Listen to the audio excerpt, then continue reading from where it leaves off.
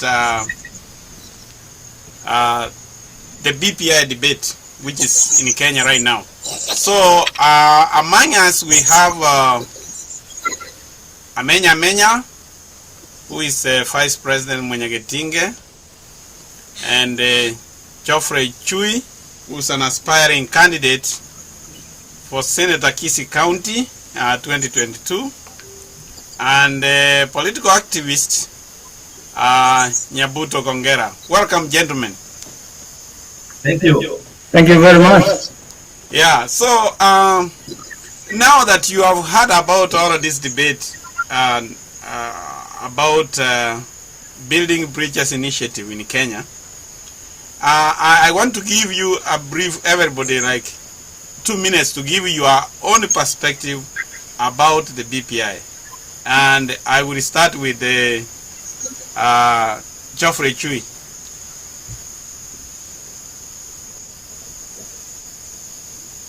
What happened? We can't hear you. Geoffrey, you are muted. Can you hear me now? Yes, yes.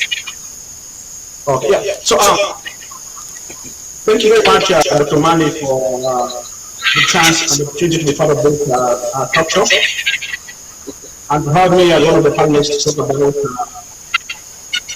BBI and how we see that from a diaspora perspective. So for me, I'll say that in terms of BBI and how I see it, I'll say number one, I think it's a, and I know many folks have different thoughts about what it means and how that looks to them. But for me, I think BBI has things we think once everybody reads and understands exactly what's out there, these things can help and move our country forward in a way that has not been done before. In terms of where, if it's the right time to do it or not, for me, I think this is the right time to actually, before the next election, to discuss it and talk about exactly how our country needs to move forward and feel, especially after the 2020 election. Thank you.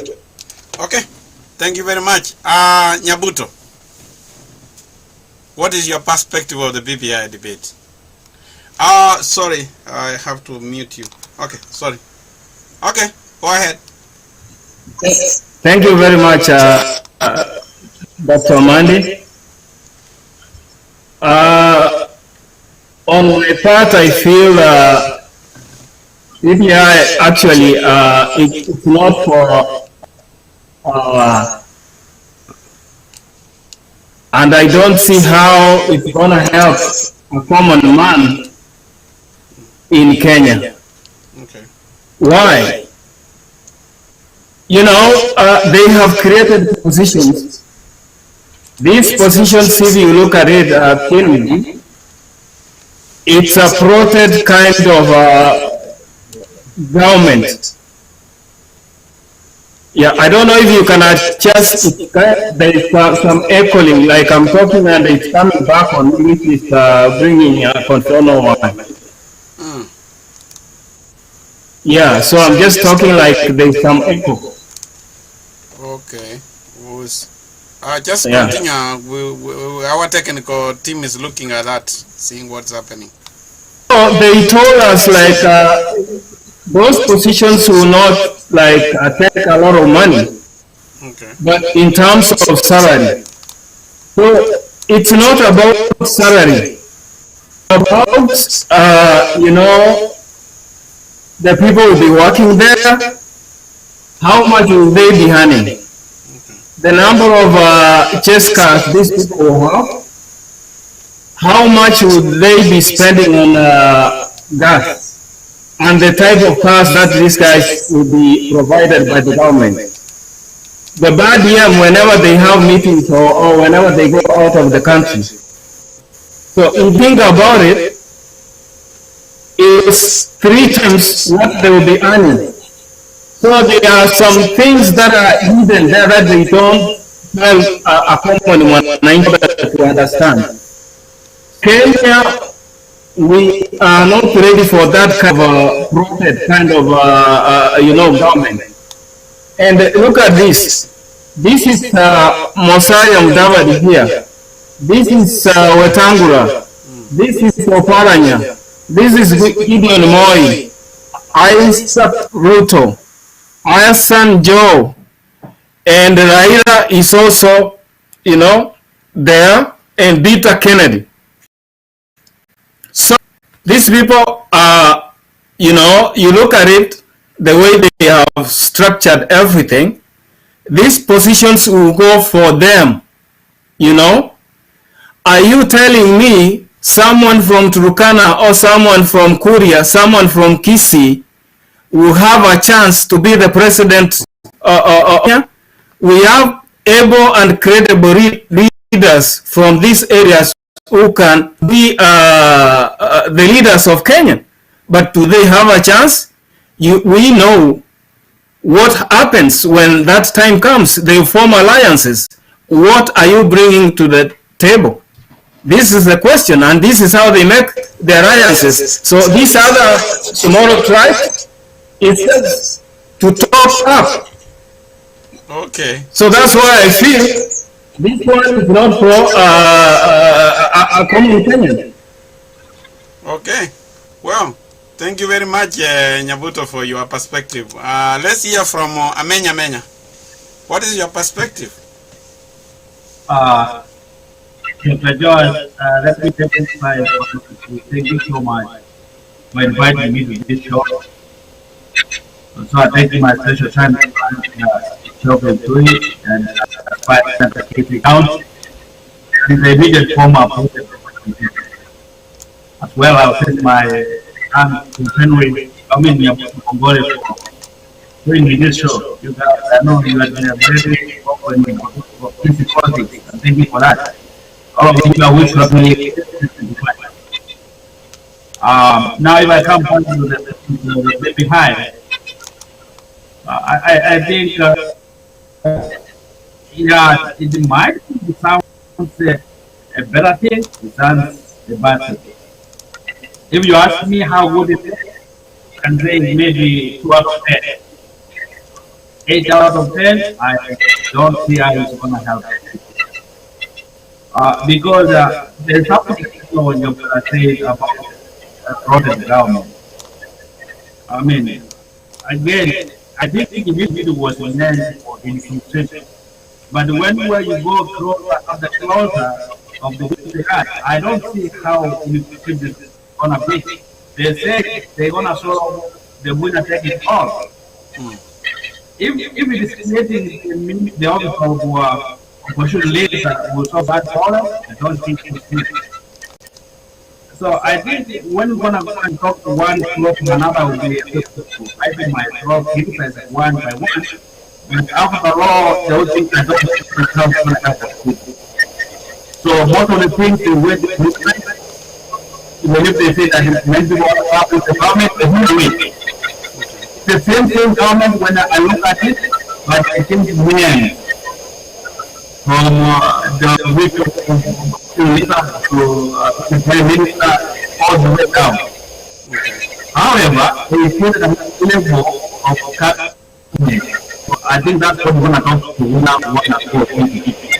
So to me, I can say the PBI actually go through out of 10, and this particularly is the pollution.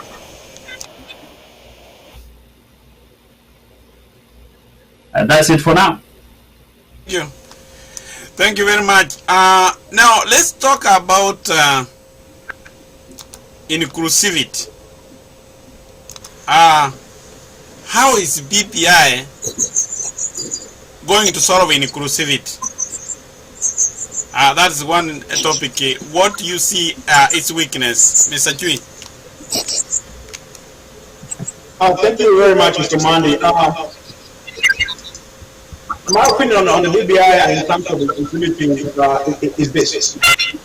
If you go back to 2017, when we had those very much divisive politics between Honorable Raila and NASA, and also the meeting headed by President. If at the time you were home and saw how the climate was at the time, you then will understand why the handshake that Uhuru Mandela had is very critical. They had to do it because for us as Kenyans to move forward, we have to find a way to move beyond that divisive rhetoric about if somebody wins an election and someone loses, there's this thing of going back and forth fighting about how we're going to move forward. So for me, the DBI and how that actually takes care of the community is this. If you see at what has been produced in terms of the Prime Minister, the two deputy Prime Ministers, and also other roles that are being there. This gives us a chance to whoever wins in terms of the president, it gives us a chance to look beyond what just happened in terms of our party as one. Now we have to make sure that we enable our people to be part of the process. It enables us now to look beyond and say, in terms of prime minister, of course, we have somebody from a different area who, number one, is an elected member. This person can actually do a good job and fill a position in terms of how we are going to move forward. Okay. So, I want to ask you a question about the prime minister. Supposing a person who wins the election, and again he has the majority in parliament, therefore he appoints the prime minister from his own tribe, what would prevent him from choosing a minister either from his own tribe or the friendly tribe? I would say this. I mean, of course, there's nothing that I want to prevent that. Yeah. But remember that the appointment also has to be vetted by the parliament.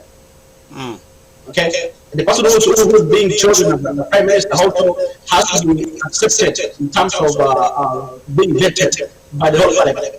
So I will also disagree with Mr. Debutu here when he says that we are bringing seats for the election of Tanzania, Mudavadi, and Kenya. There's nothing that actually says that's what's going to be the case. Okay. No. Yeah. So I think there's some misinformation going on around here where we already intended that these seats are going to be out there, or this role are automatically going to be assigned to these people.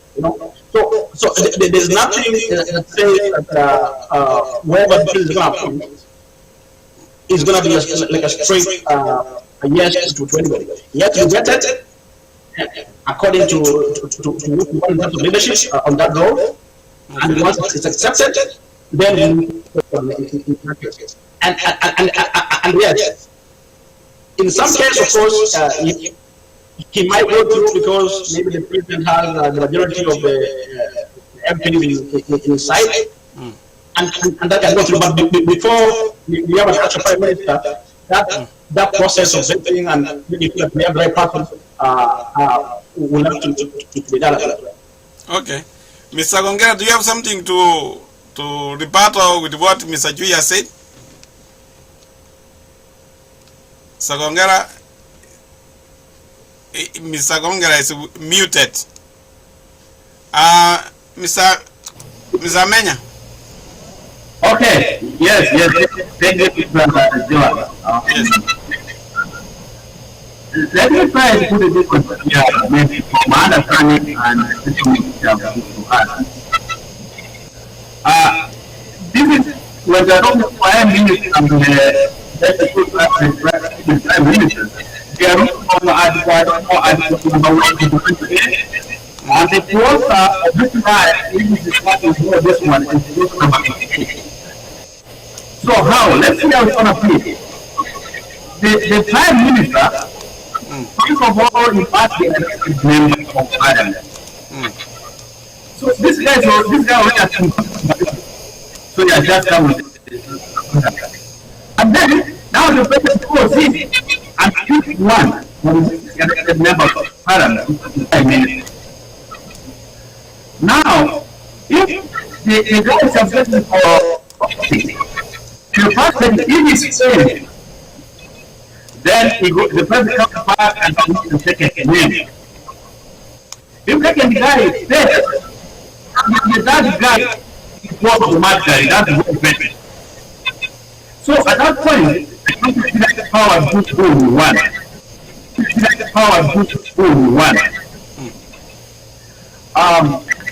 You see, also when you come to the two decades of execute Prime Minister, also to the case, the two deputy Prime Minister must be the member of Parliament. They should be part of the cabinet. So which means you must be a cabinet minister at the same time to come on top of the deputy Prime Minister.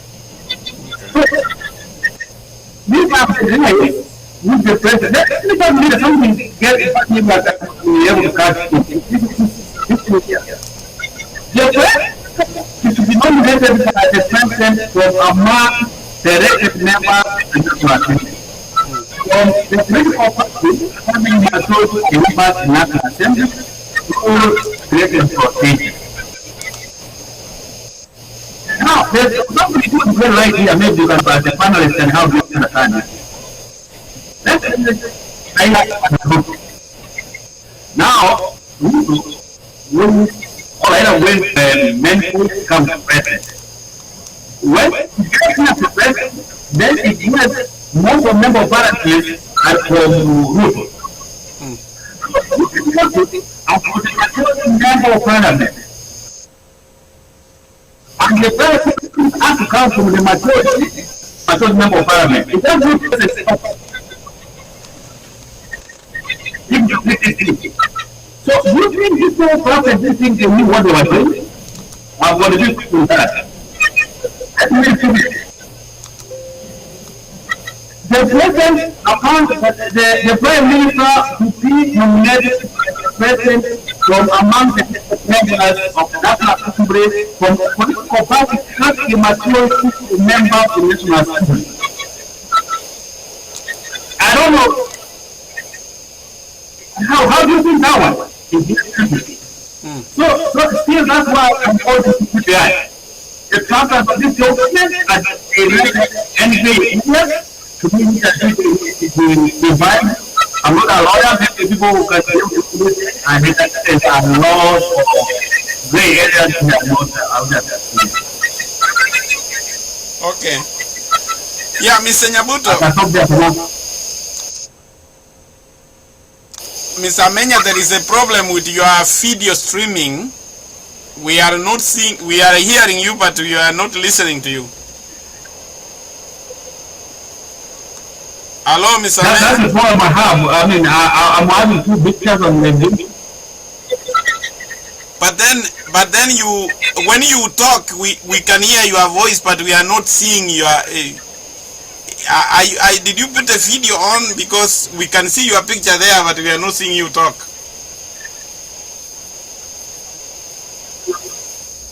Let me see. Yeah, me. Okay.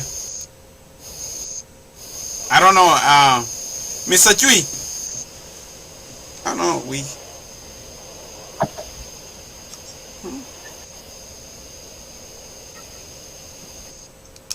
Hello. Hello? Yes, Mr. Jui. It looks like there's something wrong with our system. Hello?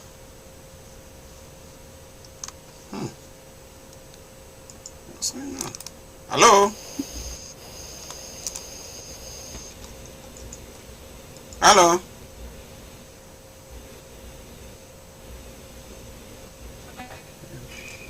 Hello? Mr. Chui? Hello? Miss, I don't know, is like everybody, nobody's talking.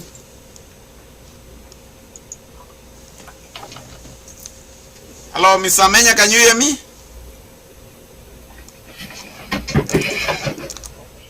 Hello?